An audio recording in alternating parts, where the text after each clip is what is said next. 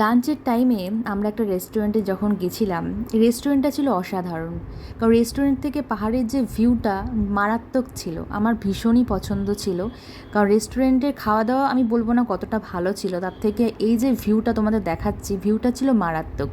তিস্তা নদী বয়ে যাচ্ছে, তার মধ্যে ওপরে কুয়াশা, পাহাড়, আর রেস্টুরেন্টের ভিউটাও ভালো ছিল, রেস্টুরেন্টের অ্যাম্বিয়েন্সটাও খুব ভালো ছিল, ভালোই লেগেছে। চলো তোমাদেরকে একবার রেস্টুরেন্টটা ঘুরে দেখাই।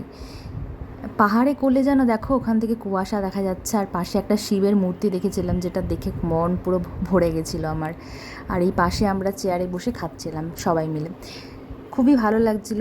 কারণ এই পাহাড়ি জায়গায়, এরকম জায়গায় রেস্টুরেন্টে খাওয়া দাওয়া করে মজাই একটা আলাদা।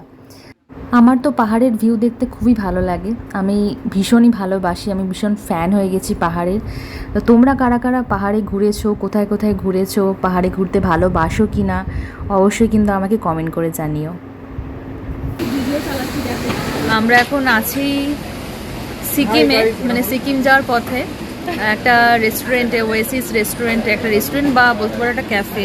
তো এখানে আমরা অ্যাকচুয়ালি এখন লাঞ্চ করব। আর যে ভিউটা মানে দেখার মতো, আমার সব থেকে ভালো লেগেছে ভিউটা। মানে খাওয়ার কোনো প্ল্যানিং ছিল না, কারণ সকালে ব্রেকফাস্টে আমরা এত করে নিয়েছি, আমার কোনো খিদে নেই।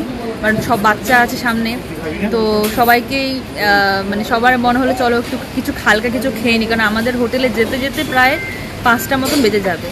তো এত ভালো লাগলো, এখানে না আসে সত্যি মিস করতাম। আর ভিউটা জাস্ট মারাত্মক লাগছে, দেখো অনেকটা আমরা উঁচুতে আছি। ভিউটা তোমাদের একবার দেখিয়ে দিই, দেখো একবার নিচে নদীটা দেখো, তিস্তা নদী। লোকগুলো এখানে, মানুষগুলো অনেক ছোট ছোট লাগছে, নিচে দেখো যে মানুষগুলো একদম মানে পুচকি পুচকি লাগছে। আর গাড়িটাকে দেখো, মনে হয় যেন খেলনা গাড়ি। এখানকার ভিউটা জাস্ট তোমার অসাধারণ লেগেছে, অসাধারণ। এটা হচ্ছে ওয়েসিস, ওয়েসিস রেস্টুরেন্ট বলতে পারো, অসাধারণ। খুব ভালো লাগলো, এখানে না আসলে সত্যি মিস করতাম, এই ভিউটার সত্যি মিস করতাম।